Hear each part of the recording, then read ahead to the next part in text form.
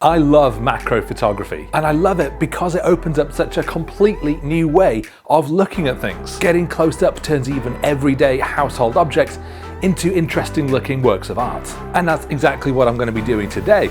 So keep watching and I'll be taking images just like these.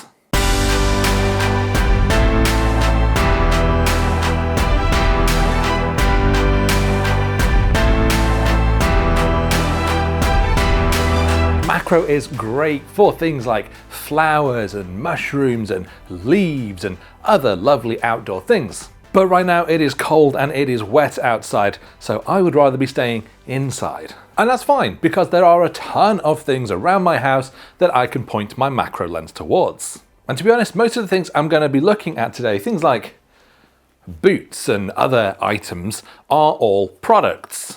Now, I do a lot of product photography professionally, and I have spoken on my channel many times about the huge crossover between product photography and macro photography. So I'm going to show you why macro skills do change everything with product photography and how you can use that to take great photos of things around your house. So seeing as I'm already holding it, let's actually start with this boot.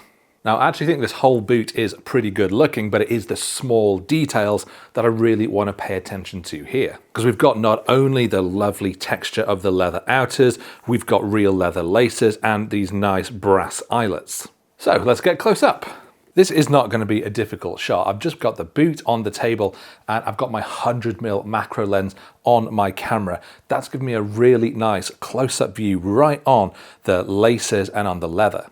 And because my view is so close up on the boot itself, I don't need to think about the backdrop or any kind of like scene setting. I'm filling the frame instead with those details on the boot. But I'm going to be transforming the shot even more by bringing in my own lighting. Now, this is the SmallRig RC60B. It is just an LED battery powered light with a small softbox on the front. But I've screwed in this nice handle that makes it great for just holding and moving around my subject.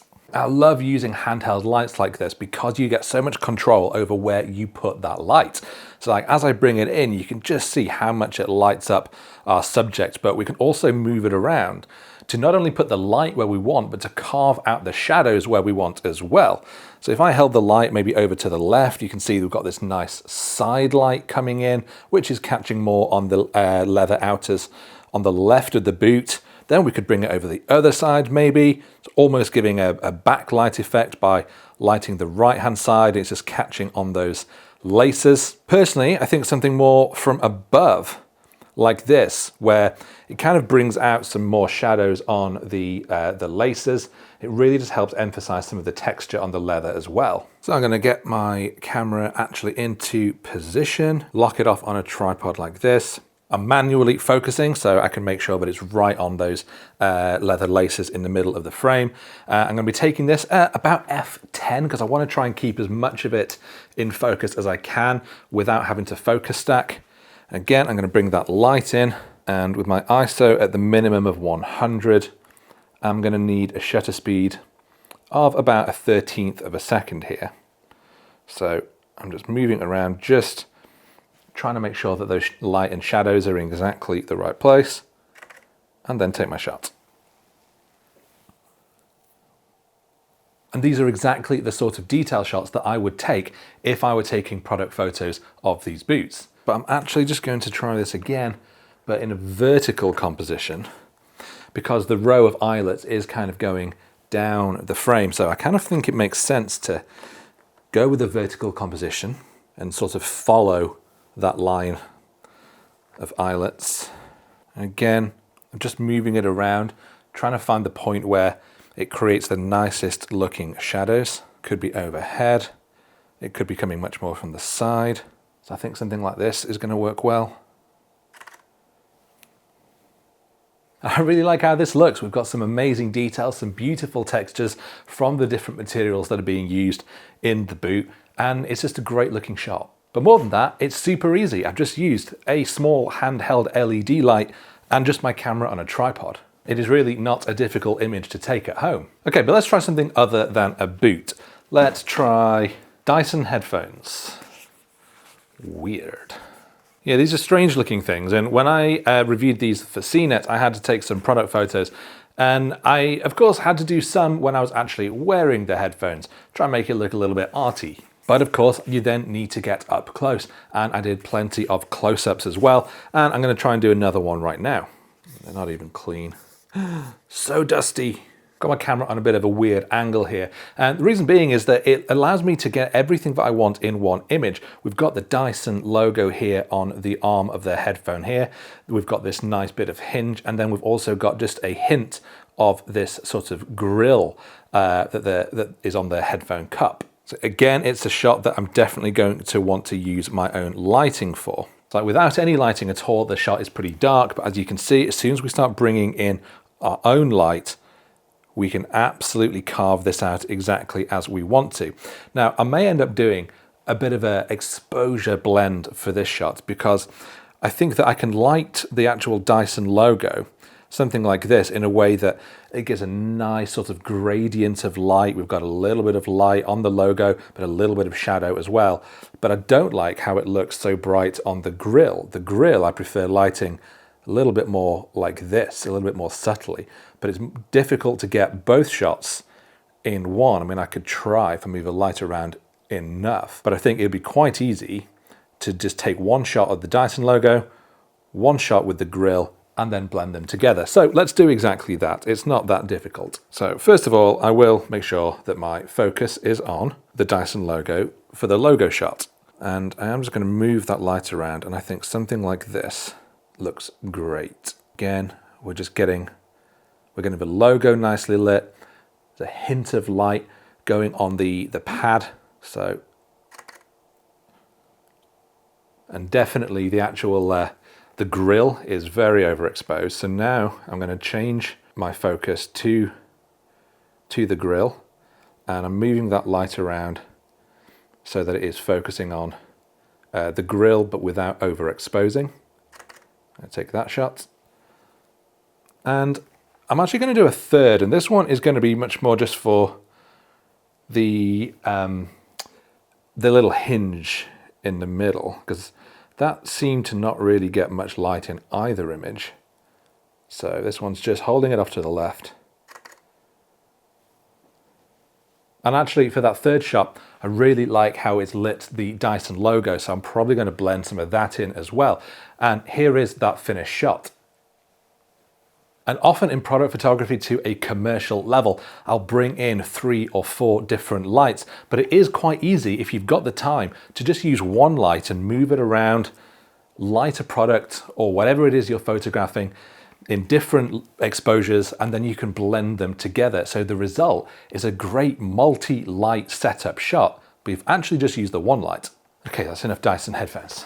And I suppose while I'm on the topic of Dyson, I thought I'd do something with my Dyson vacuum cleaner, because I think it's a good example of, like, by itself, it is just a household tool. It's not that interesting. But I do like that we've got these sort of pipe things going on up here. They are just plastic bits of detailing, but there's something about them that I think once I get up close and we light them properly, they could look quite cool. So I'm actually just going to lean this up. Oh, I'm going to try. Yeah. Just going to balance this. So I try to line the camera up to really be in line with these vertical pipes. And again, it's going to be one that I'm going to bring my light in for, maybe coming in from above or below even. As you can see, the shape of it takes on a completely different form depending on whereabouts I'm holding this light. And, you know, to be honest, it's not the most exciting of objects, but there is something about it that I quite like. I'm just going to flip the camera into landscape orientation though. So I'll back the camera slightly away as well, because I want to get one that's got the sort of bronze pipe bits, but also the Dyson logo. Again, bringing in my light, I'm trying to just angle it so that that light casts across the logo, but also casts nicely on those pipe details. Manually focused, F10. This video is not sponsored by Dyson. I just happen to think these products look quite cool. Okay, let's put this over here. I do like these images already, and even though it's just photo of some headphones and a vacuum cleaner taken very quickly, I think there is something quite cool about them. I'm going to try and find something else, a bit more mundane. Ooh, a heater. Now it's plugged in. Okay. DeLonghi heater, 30 quid, sits on my desk and keeps my fingers warm while I'm editing. Like generally, this is just a pretty cheap product. It's not the most glamorous of items, but having had a look at it and slightly clean it, I quite like the big dial on the top. So what I'm going to do is just put that like this on my table. I'll get the camera in position a little bit higher up, and I'll try and get something roughly into position, because I like the fact that we've got this sort of chromed, knurled edge. Knurling, where it's, you know, it's grippy.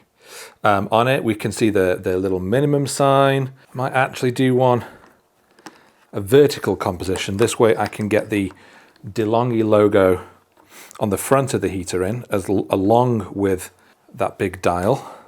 But I'm definitely going to have to blend images for this one, because the DeLonghi logo is in focus here, but then the dial in the background is not. So I'm going to need to refocus. And I should just be able to blend those two together and have a nicely in focus image. Again, it is not necessarily the most exciting of products, but everything needs product photography, and it's a good experiment to play around with your macro lens. I also think that's a good example of a product that by itself isn't particularly interesting. It's just a little cheap square heater, but there is still something quite aesthetically pleasing about those details when you get up close with a macro lens. But the last thing I want to try is one with an Apple HomePod. Now, I'm not going to actually try and fully replicate one of Apple's marketing shots because, well, let's be honest, they look amazing. And I don't have the time or probably the skills. But let's see how close we can get and how quickly we can do it. Okay, I'm going to do two things. I'm going to take this shot using this 100mm macro lens. And this is a shot that's going to absolutely rely on lighting. Without any lighting, it's almost a completely black scene, but I bring that light in over the top, and suddenly we've got this lovely halo effect. So I can take this photo. So I might just try doing the same shot using a 35mm macro. So a 35mm lens this time, but I've slightly adjusted my composition to suit, but otherwise it's the same. I'm bringing in my light over the top. I'm going to focus stack this, starting right at the front and then adjusting it throughout. And then I blend those together, and then I pretend that I've just taken a photo for an Apple billboard. But it's one of the reasons why I love product photography so much, because it involves using these amazing macro techniques, and I can take shots like this at home in a matter of minutes. But the great thing about doing photos like this at home is that even if you don't give two flips about product photography, they are amazing ways to practice your macro techniques. So I definitely urge you to take a look around your house and see if there are any items, see if there are any new products, new phones, a TV remote, whatever you've got that you can take a fresh look at by popping on your macro lens. It doesn't have to be the latest, greatest tech. It doesn't have to be a new Apple HomePod or a pair of Dyson headphones. Even something much more mundane like a heater or a vacuum cleaner can still give you some interesting images. And every single technique that I've shown today, I use equally, not just in my macro photography, but in my professional product photography as well. It's why so many of the macro lovers among you could also make a pretty decent living as product photographers. Something to think about. But that does bring me to an end of today's video. I really hope you have enjoyed seeing how turning a macro lens and some very easy handheld lighting onto everyday products can absolutely transform how they look. If you give this a go yourself with any of your own products hanging around your house, then of course, please do share some of your results with me on Instagram with @BatteryHQ. But that's it from me. If you've enjoyed the video, then do please hit that like button and of course consider subscribing if you don't already, and I will see you next time.